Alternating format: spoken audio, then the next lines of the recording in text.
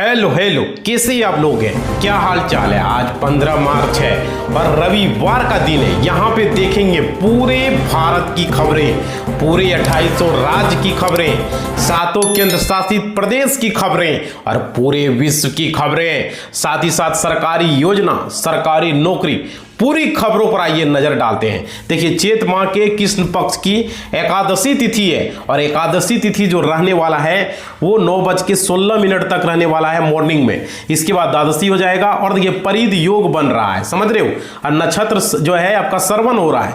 तो कहीं भी यात्रा करने से पहले पंचांग जरूर देखें। प्रत्येक दिन आप लोगों के लिए हम पंचांग जरूर लेकर आते हैं ताकि आपकी यात्रा सुगम हो, आपकी यात्रा अच्छा हो, समझ रहे हो। तो ये जरूरी होता है, आपको पंडित जी से पूछने की जरूरत नहीं पड़ेगी। चलिए अब पूरी खबरों को एक एक करके देखें। आज का इतिहास में देख सकते हो, आज का इतिहास में 1946 में ब्रिटिश प्रधानमंत्री क्लेमेंट एटली ने भारत स्वतंत्रता अधिकार को किया था और 2017 में इसरो ने एक साथ 104 उपग्रह प्रक्षेपित कर नया रिकॉर्ड बनाया था आज ही के इतिहास में। तो चलिए पूरी खबरों को एक एक करके देख लेते हैं। यहाँ पे देखिए, सोनम वांगचुक जेल से रिहा, सरकार ने एनएसए केस पर भी हटाया।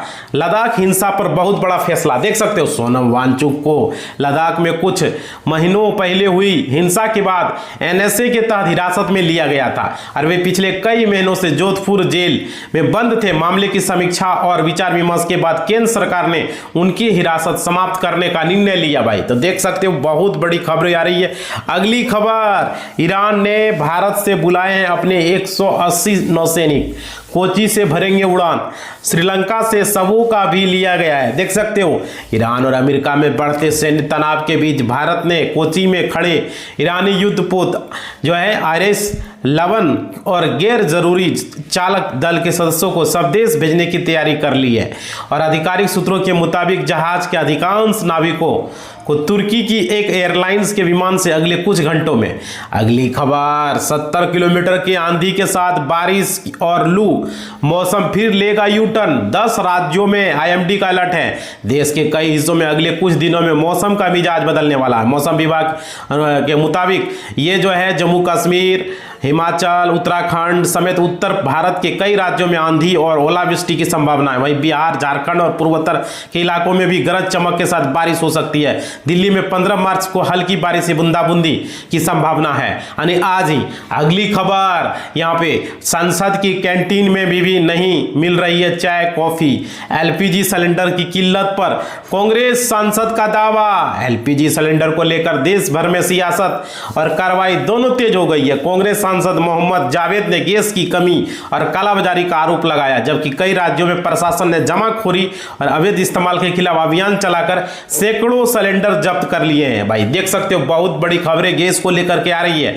अगली खबर, राज्यसभा चुनाव, 12 वर्षों के बाद बिहार में वोटिंग की स्थिति। 2014 में शरद यादव ऐसे बने थे सांसद। भाई देखो, बिहार में 12 वर्षों के बाद फिर से राज्यसभा चुनाव की स्थिति बनी है। इसके पहले 2014 में राज्यसभा के लिए चुनाव की नौबत आई थी। उस समय जदयू के अधिकृत उम्मीदवार पवन वर्मा थे, जबकि उनके खिलाफ अनिल शर्मा निर्दलीय में थे। इसी तरह गुलाम रसूल थे, यही भाई थे, 122 वोट मिले, जबकि अनिल को 108 वोट मिले थे।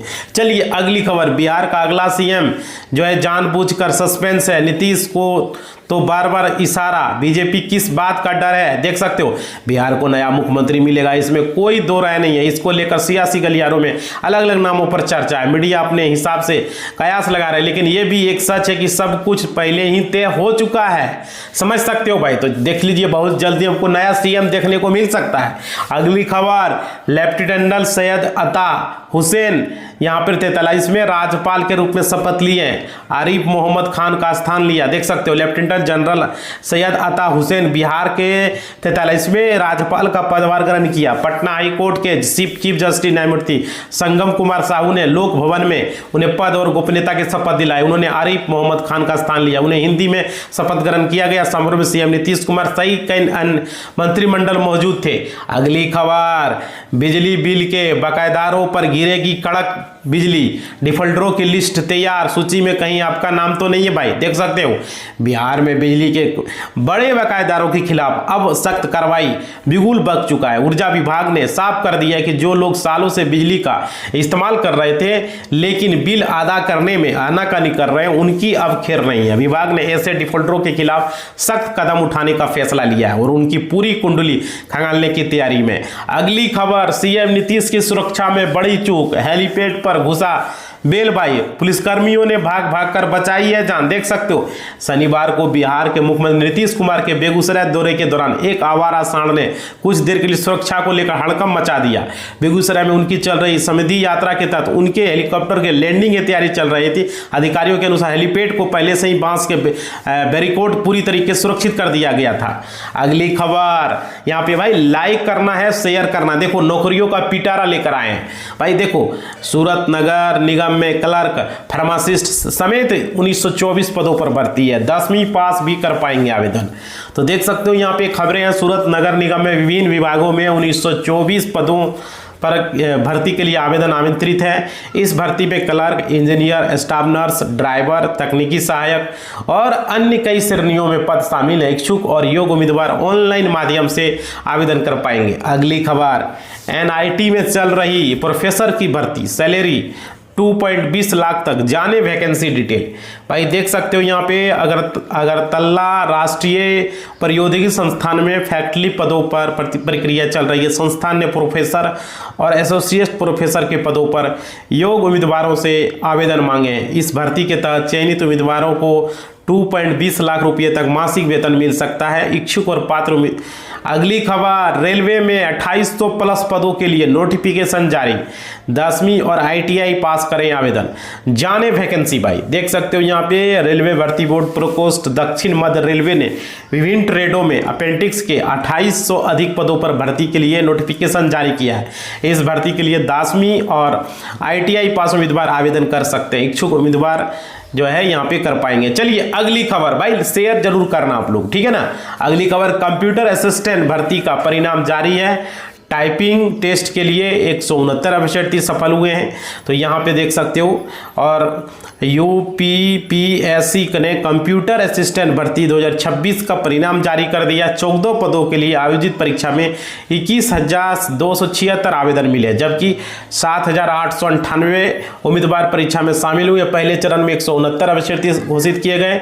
अब अगली खबर, यूपी में निकली है विशेष शिक्षा शिक्षकों की भर्ती, कौन कर सकता है आवेदन, जाने रिक्तियां। भाई देख सकते हो यूपी में खबरें आ रही है। UPSSC ने विशेष शिक्षा शिक्षकों के पदों पर भर्ती निकाली। इस भर्ती के तहत दिव्यांग विद्यार्थियों को स्कूलों में विभिन्न विषयों में 58 पदों पर जो है नियुक्ति की जाएगी। इच्छुक योग्य उम्मीदवार आयोग की वेबसाइट पर जाकर के ऑनलाइन आवेदन कर पाएंगे।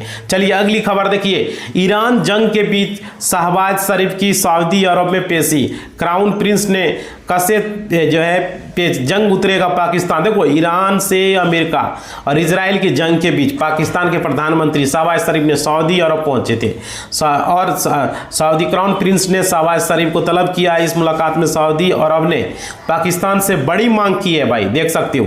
चलिए अगली खबरों को देखते हैं। भाई देखो स्क्रीन पर आप लोग देख रहे हो, लाइक सब्सक्राइब, ये मोटिवेशनल मिलता है। देखिए यहाँ पे भूमि सर्वे में लगे अमीनों के लिए खुशखबरी, डिप्टी सीएम ने कर दिया है बहुत बड़ा ऐलान। भाई बहुत बड़ी खबरें आ रही है यहाँ पे।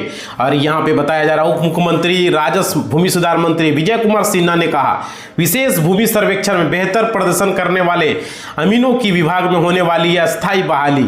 और क्या, उन्हें शुक्रवार को विशेष भूमि सर्वेक्षण की समीक्षा की। उन्होंने सभी जिलों में बंदोबस्त पदाधिकारियों को निर्धारित समय के भीतर सर्वेक्षण का कार्य पूरा करने का लक्ष्य दिया है। अगली खबरें, क्रॉस वोटिंग से बदल जाएगा जीत हार का समीकरण।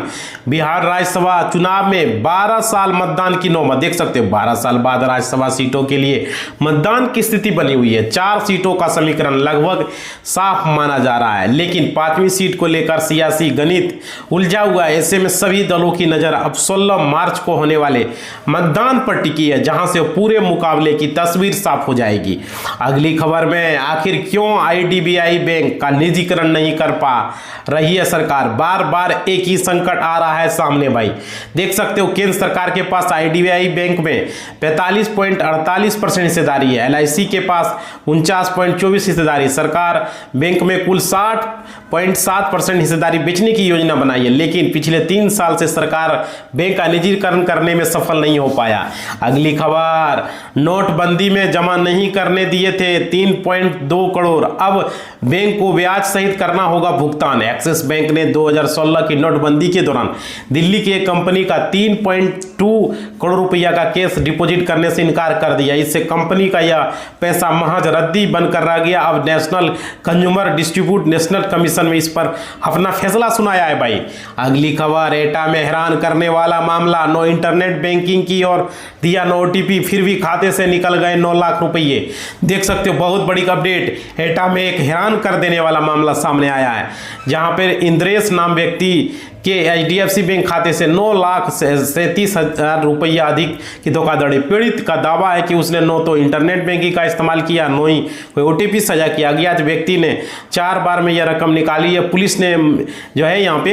अगली खबर, फैताबाद में नकली सोना गिरवी रख बैंक से लिए 5 लाख से अधिक का कर्ज, आरोपी यहाँ पे गिरफ्तार हुआ है। देख सकते हो भाई बहुत बड़ी खबरें आ रही है। भूना में एचडीएफसी बैंक से नकली सोना गिरवी रखकर 5.84 लाख का ऋण लेने के मामले में फैताबाद पुलिस ने रामविलास नाम एक व्यक्ति को गिरफ्तार किया। आरोपित ने मई 2024 में आभूषण गिरवी रखे थे, लेकिन बाद में जांच में 45% सोना नकली पाया गया, 75% तो शिकायत हुआ है।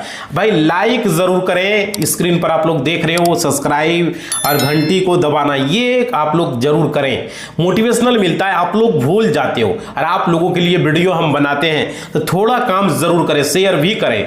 खबरें को चलिए देखते हैं। यूपी पुलिस एसआई परीक्षा कल से शुरू, 2 शिफ्टों में 1090 केंद्रों पर होगा एग्जाम। देख सकते हो भाई यूपी पुलिस का उत्तर प्रदेश में सब इंस्पेक्टर दरोगा भर्ती के लिए परीक्षा कल से शुरू हो गया। परीक्षा 14 मार्च और 15 मार्च 2 पालियां में आयोजित की जा रही है और आज भी होगा। पहली शिफ्ट सुबह 10 बजे से होगा और दोपहर 12 बजे तक चलेगा, 2 घंटे। वही दूसरी शिफ्ट 3 बजे से लेकर के 5 बजे तक चलेगा। तो देख सकते हो आज भी परीक्षा है आप लोगों का यूपी पुलिस का। अगली खबर, यूपी में 9 लाख राजकर्मियों की प्रमोशन की प्रक्रिया जो है बदली है और मुख्य सचिव ने जारी किया ये आदेश भाई। देख सकते हो यूपी के करीब 9 लाख राज कर्मचारियों अधिकारियों का पदोन्नति किया गया है और ऑनलाइन कर दिया। इसके लिए मानव संपदा पोर्टल पर डीपीसी मॉडल विकसित किया गया। मुख्य सचिव एसपी गोयल ने शुक्रवार को ये शासनदेश जारी किया है, तो ये अच्छी खबर है। चलिए अगली खबर को देखते हैं भाई, लाइक शेयर जरूर करें। यूपी में 7 आईपीएस अधिकारियों के तबादले, अंकिता शर्मा बनी बदायूं की नई एसएसपी। और भाई देख सकते हो पूरी लिस्ट यहाँ पे 7 आईपीएस अधिकारियों को किया गया है। शासन ने शुक्रवार 4 पुलिस अधिकारियों सहित 7 आईपीएस अधिकारियों को तबादले किए गए। इनमें बदायूं के वरिष्ठ पुलिस अधीक्षक डॉक्टर ब्रजेश कुमार सिंह को पुलिस अधीक्षक लॉजिस्टिक लखनऊ, फतेहपुर के पुलिस अधीक्षक अनूप कुमार सिंह को पुलिस से संबित, कासंग की पुलिस अधीक्षक अंकिता शर्मा को बदायूं का वरिष्ठ पुलिस अधीक्षक बनाया गया। तो देख सकते हो इस तरीके से। चलिए अगली खबर, यूपी में ओला उबर चलाने के लिए 5 लाख देना होगा लाइसेंस शुल्क, 10 से 50 लाख तक का। देख सकते हो यूपी में ऐप आधारित टैक्सी सेवाओं के लिए परिवहन विभाग ने उत्तर प्रदेश मोटरयान के लिए नियमावली 2026 का मसौदा जारी किया। अब ओला उबर जैसे टैक्सी कैब चलाने के लिए एग्रीगेटर कंपनियों को अनिवार्य रूप से लाइसेंस लेना होगा। 25,000 रुपये से आवेदन शुल्क और 5 लाख तक लाइसेंस शुल्क होगा 30 दिनों के लिए।